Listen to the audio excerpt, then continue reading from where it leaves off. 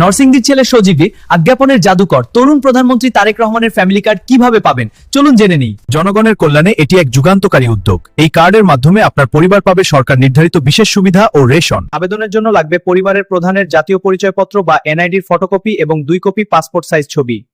আবেদনের জন্য লাগবে পরিবারের জাতীয় ফটোকপি এবং 2 কপি পাসপোর্ট সাইজ ছবি। হ্যাঁ, এই ডকুমেন্টগুলোই প্রাথমিকভাবে দরকার। সাথে লাগবে নাগরিকত্ব সনদ বা চেয়ারম্যান সার্টিফিকেট এবং বর্তমান ঠিকানার প্রমাণস্বরূপ একটি সাম্প্রতিক বিদ্যুৎ বিলের কপি।